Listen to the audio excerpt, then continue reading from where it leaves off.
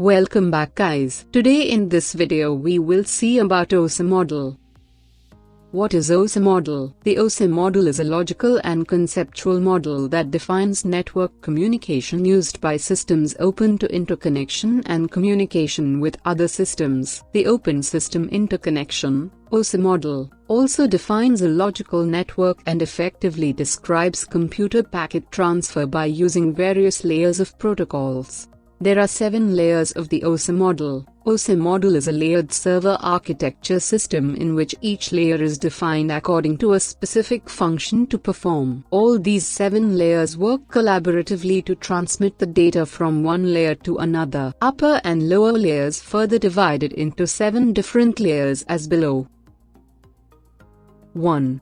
Physical layer. The physical layer helps you to define the electrical and physical specifications of the data connection. This level establishes the relationship between a device and a physical transmission medium. The physical layer is not concerned with protocols or other such higher layer items. Examples of hardware in the physical layer are network adapters, Ethernet, repeaters, networking hubs, etc.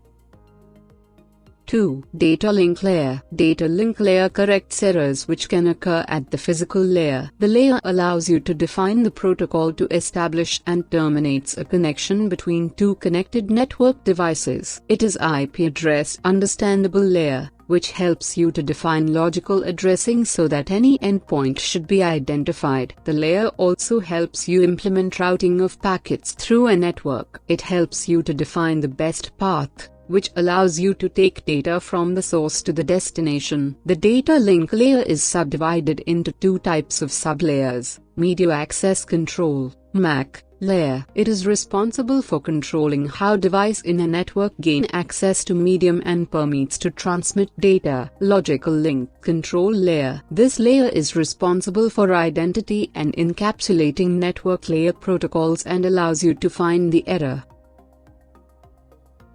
3. Network layer. The network layer provides the functional and procedural means of transferring variable length data sequences from one node to another connected in different networks. Message delivery at the network layer does not give any guaranteed to be reliable network layer protocol. Layer management protocols that belong to the network layer are: 1. Routing protocols. 2. Multicast group management. 3. Network layer address assignment. 4. Transport layer. The transport layer builds on the network layer to provide data transport from a process on a source machine to a process on a destination machine. It is hosted using single or multiple networks, and also maintains the quality of service functions. It determines how much data should be sent where and at what rate. This layer builds on the message which are received from the application layer. It helps ensure that data units are delivered error-free and in sequence. Transport layer helps you to control the reliability of a link through flow control, error control, and segmentation or desegmentation. The transport layer also offers an acknowledgement of the successful data transmission and sends the next data in case no errors occurred. TCP is the best known example of the transport layer. 5. Session layer. Session layer controls the dialogues between computers. It helps you to establish starting and terminating the connections between the local and remote application. This layer requests for a logical connection which should be established on end user's requirement. This layer handles all the important logon or password validation. Session layer offers services like dialog discipline, which can be duplex or half-duplex. It is mostly implemented in application environments that use remote procedure calls. Important function of session layer: 1. It establishes, maintains, and ends a session. 2. Session layer enables two systems to enter into a dialogue. 3. It also allows a process to add a checkpoint to stream of data.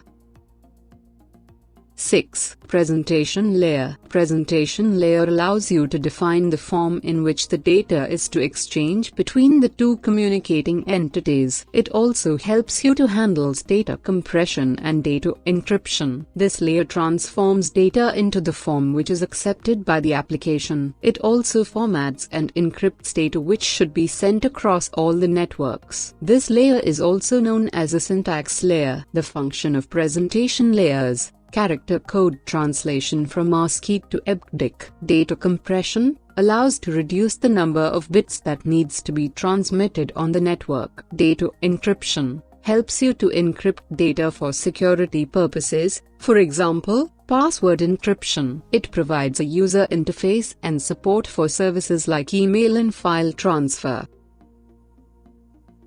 7. Application layer. Application layer interacts with an application program, which is the highest level of OSI model. The application layer is the OSI layer, which is closest to the end user. It means OSI application layer allows users to interact with other software application. Application layer interacts with software applications to implement a communicating component. The interpretation of data by the application program is always outside the scope of the OSI model. Example of the application layer is an application such as file transfer, email, remote login, etc. The function of the application layers are: application layer helps you to identify communication partners, determining resource availability, and synchronizing communication. It allows users to log on to a remote host. This layer provides various email services. This application offers distributed database sources and access for global information about various objects and services.